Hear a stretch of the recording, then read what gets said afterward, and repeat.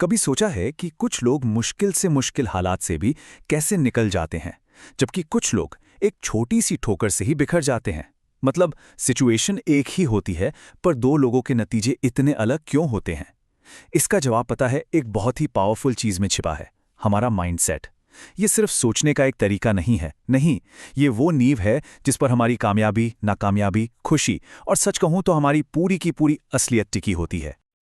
अब ये सवाल सुनने में तो बहुत सीधा लगता है ना, पर इसका जवाब उतना ही गहरा है।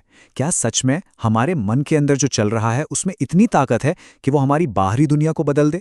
कमाल की बात यह है कि साइंस और साइकोलॉजी दोनों का इशारा एक ही तरफ है, और वो है, हाँ, हमारी सोच एक फिल्टर की तरह है जो ये तय करती है कि हम दुनिया को कैसे देखेंगे, किस बात को क्या मतलब देंगे।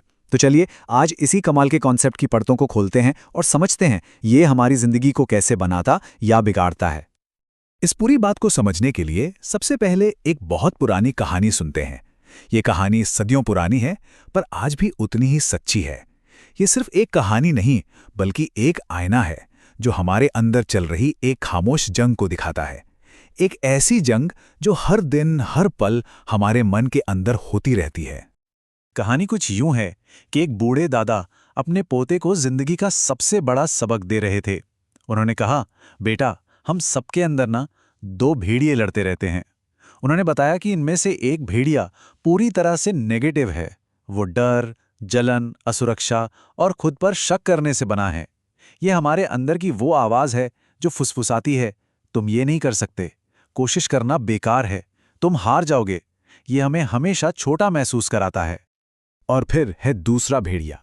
ये भेड़िया हिम्मत, उम्मीद, प्यार और यकीन का प्रतीक है। ये वो आवाज है जो मुश्किलों में भी कहती है, एक और कोशिश करो, जो गिरने के बाद हमें उठने की ताकत देती है, जो हमें याद दिलाती है कि हम बेहतर हो सकते हैं, हम सीख सकते हैं। और कमाल की बात यह है कि ये दोनों भेड़िए कभी चुप नहीं बैठते हैं।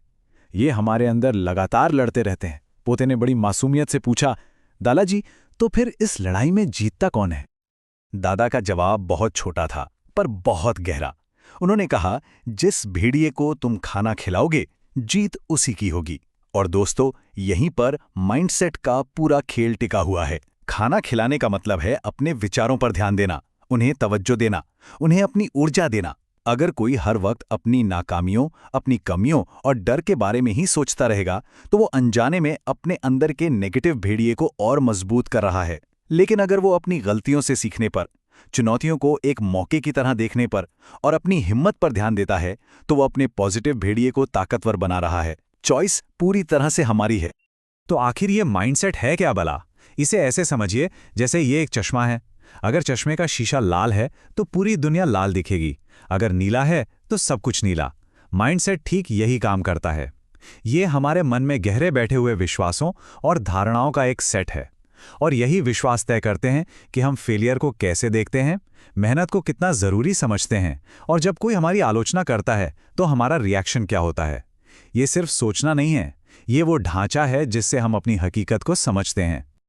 इस कॉन्सेप्ट पर स्टैनफोर्ड यूनिवर्सिटी की एक साइकोलॉजिस्ट हैं, कैरल ड्वेक। उन्होंने बहुत गहरा काम किया है। उनके रिसर्च के मुताबिक मोटे तौर पर दो तरह के माइंडसेट होते हैं जो लोगों की जिंदगी का रास्ता तय करते हैं। पहला है फिक्स्ड माइंडसेट, मतलब एक बंधी बंधाई पक्की सोच, और दूसरा है ग्रोथ माइंडसेट, यानी विकास वाली सोच। और इन दोनों में जमीन आसमान का फर्क है। इस फर्क को एक छोटी सी कहानी से समझते हैं। मान लीजिए दो दोस्त हैं, अर्जुन और समीर। दोनों को पेंटिंग का जबरदस्त शौक है और दोनों एक बहुत बड़े आर्ट कंपटीशन में हिस्सा लेते हैं। दोनों ने खूब मेहनत की, पर जब रिजल्ट आया तो दोनों में से कोई भी नहीं जीता। यहां तक दोनों की कहानी एकदम सेम है, लेकिन इस एक नाकामी के बाद दोनों की जिंदगी की दिशा बिल्कुल बदल जाती है, और उसकी वजह है उनका अलग अलग माइंडसेट। चलिए इस स्लाइड को थोड़ा और गहराई से समझते हैं। अर्जुन, जिसका फिक्स्ड माइंडसेट है, वो इस हार को पर्सनल अटैक की तरह लेता है। उसके दिमाग में क्या चल रहा है? यार, मुझ में टैलेंट ही नहीं है, ये सब मेरे बस का नहीं, अब और मेहनत करके क्या फायदा। वो ये मान लेता है कि टैलेंट या तो होता है या नहीं होता, उसे बनाया नहीं जा सकता। नतीजा, वो ड्राइंग करना ही छोड़ देता है, क्योंकि उसे दोबारा फेल होने से डर लगता है। अब दूसरी तरफ है समीर, ग्रोथ माइंडसेट वाला। वो इस हार को एक फीडबैक की तरह देखता है। वो सोचता है, अच्छा, मैं इस बार नहीं जीता, मतलब मुझे अभी और सीखने की ज़रूरत है। मेरी टेक्निक में कहाँ कमी थी? जजों ने जो कमियां बताईं, उनसे मैं क्या सीख सकता हूँ? वो इस नाकामी को अपनी काबिलियत का अंत नहीं, बल्कि सीखने की प्रोसेस का एक ज़रूरी हिस्सा मानता है। वो दोगुनी मेहनत करता है, नई तकनीकें सीखता है और कुछ ही सालों में एक कामयाब आर्टिस्ट बन जाता है। देखिए, एक ही घटना, लेकिन दो अलग-अलग माइंडसेट ने दो बिल्कुल अलग भविष्य बना दिए। और ये कोई मनगढ़ंत कहानी नहीं है। बास्केटबॉल की लेजेंड माइकल जॉर्डन की कहानी ग्रोथ माइंडसेट का शायद सबसे बड़ा सबूत है। क्या आप जानते हैं कि उन्हें अपनी हाई स्कूल की बास्केटबॉल टीम से निकाल दिया गया था? कोच ने कहा था कि उनमें टैलेंट नहीं है। सोचिए, फिक्स्ड माइंडसेट वाला कोई भी इंसान यहीं पर टूट जाता, लेकिन जॉर्डन ने इसे एक चैलेंज की तरह लिया। उन्होंने इसे अपनी काबिलियत पर एक दाग नहीं, बल्कि एक मोटिवेशन की तरह इस्तेमाल किया। वो हर रोज घंटों ज्यादा प्रैक्टिस करते रहे, अपनी कमियों पर काम करते रहे, और बाकी तो जैसा कहते हैं इतिहास है। उनका ये कहना कि उनकी सफलता का राज ही उनकी असफलताएं हैं, ये ग्रोथ माइंडसेट का निचोड़ है। अच्छा, यहां तक सुनने के बाद एक सवाल मन में आना लाजमी है कि अगर किसी का माइंडसेट अर्जुन की तरह फिक्स्ड है, तो क्या वो इसे बदल सकता है? क्या हम अपने दिमाग की वायरिंग को बदलकर समीर की तरह ग्रोथ माइंडसेट अपना सकते हैं?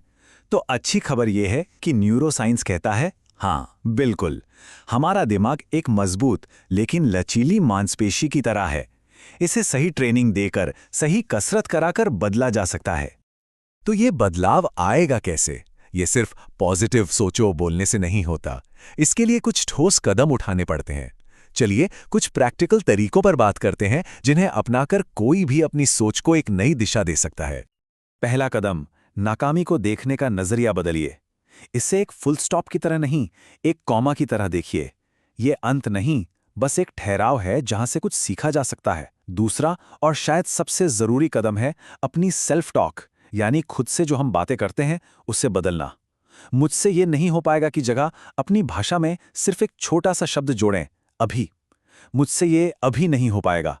ये छोटा सा बदलाव दिमाग को ये सिग्नल देता है कि ये एक परमानेंट सिचुएशन नहीं है। कोशिश करके इसे बदला जा सकता है। तीसरा, सिर्फ नतीजों पर फोकस करने के बजाय सीखने की प्रक्रिया पर ध्यान दें। लक्ष्य ये ना हो कि मुझे जीतना है, बल्कि ये हो कि मुझे इस काम को करने में क्या नया सीखना है। और चौथा, आलोचना को गले लगाइए। जब कोई आपकी कमी बताए तो उसे दिल पर मत लीजिए। उसे एक मुफ्त की सलाह की तरह देखिए जो आपको बेहतर बनने में मदद कर सकती है। ये तो हुए वो कदम जो हम अपने चेतन मन यानी कॉन्शियस माइंड से उठाते हैं।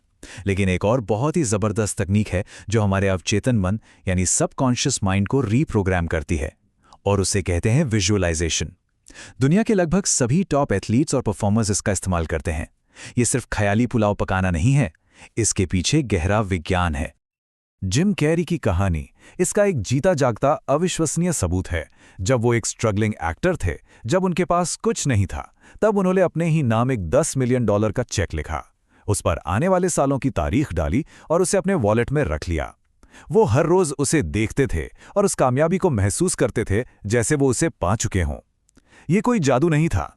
ऐसा करके वो अपने दिमाग को उस लक्ष्य के लिए तैयार कर रहे थे। जब हम किसी चीज को बार बार विजुलाइज करते हैं तो हमारा दिमाग उसे हकीकत मानने लगता है और उन मौकों को पहचानने लगता है जो हमें उस लक्ष्य तक ले जा सकते हैं।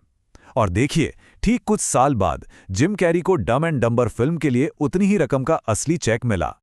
अब बात करते हैं उस चीज की जो एक मजबूत ग्रोथ माइंडसेट का सबसे बड़ा इम्तिहान है, और वो है रेजिलियंस यानी लचीलापन। देखिए, जिंदगी में चुनौतियां और असफलताएं तो आएंगी ही, ये तो तय है।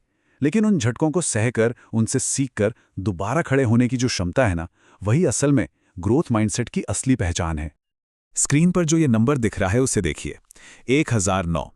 ये सिर्फ एक नंबर नहीं है, ये इंसान के धैर्य, लगन और कभी हार न मानने वाले जज्बे की एक असाधारण कहानी है। ये संख्या उन ना की है जो कर्नल सैंडर्स ने अपनी फ्राइड चिकन की सीक्रेट रेसिपी बेचने की कोशिश में सुनी थी। 1009 बार लोगों ने उनके आइडिया को रिजेक्ट किया। जरा सोचिए उस इंसान के बारे में जिसकी उम्र 65 साल है, जिसके पास सोशल सिक्योरिटी के चेक के अलावा कुछ नहीं है, और वो अपनी कार में सोकर दरवाजे दरवाजे जाकर अपनी रेसिपी बेचने की कोशिश कर रहा है। 10, 20 या 100 बार ना सुनने के बाद तो कोई भी हिम्मत हार जाता, लेकिन 1009 बार, ये सिर्फ हिम्मत की बात नहीं है, ये एक गहरे ग्रोथ माइंडसेट की निशानी है। वो हर रिजेक्शन को अपनी काबिलियत का सर्टिफिकेट नहीं, बल्कि अपने तरीके में सुधार करने का एक मौका मानते रहे। जब तक कि उन्हें वो एक हाँ नहीं मिल रही जिसने केएफसी को दुनिया के नक्शे पर ला दिया। और यही नजरिया महान आविष्कारक थॉमस एडिसन का भी था। जब एक रिपोर्टर ने उनसे पूछा कि लाइट बल्ब बनाने में 10,000 बार फेल होकर कैसा लगा, तो एडिसन का जवाब देखिए कितना शानदार था। उन्होंने कहा, मैं 10,000 बार फेल नहीं हुआ, मैंने तो बस 10,000 ऐसे तरीके खोजे हैं जिनसे बल्ब नहीं बनाया जा सकता। देखा आपने? उन्होंने एक झटके में असफलता शब्द का मतलब ही बदल दिया। उनके लिए हर गलत कोशिश असल में एक कदम आगे बढ़ना था, क्योंकि वो उन्हें सिखा रही थी कि क्या नहीं करना है। यही तो है ग्रोथ माइंडसेट, हर अनुभव को सीखने का एक अवसर बना लेना। तो ये पूरी चर्चा हमें एक आखिरी और सबसे जरूरी सवाल पर लाकर खड़ा करती है। जिंदगी की राह में ठोकरें लगेंगी, असफलताएं मिलेंगी, ये निश्चित है। उस वक्त ये चुनाव हमारा होगा कि हम अपने अंदर के किस भेड़िए को मजबूत करते हैं। क्या उस अनुभव को अपनी कहानी का एक दुखद अंत मान लिया जाए, या उसे एक सबक मानकर दोगुनी ताकत से उठकर फिर से कोशिश करने की एक वजह बनाया जाए। हमारी हकीकत क्या होगी, इसका फैसला हमारे हालात नहीं करते, इसका फैसला हमारा माइंडसेट करता है।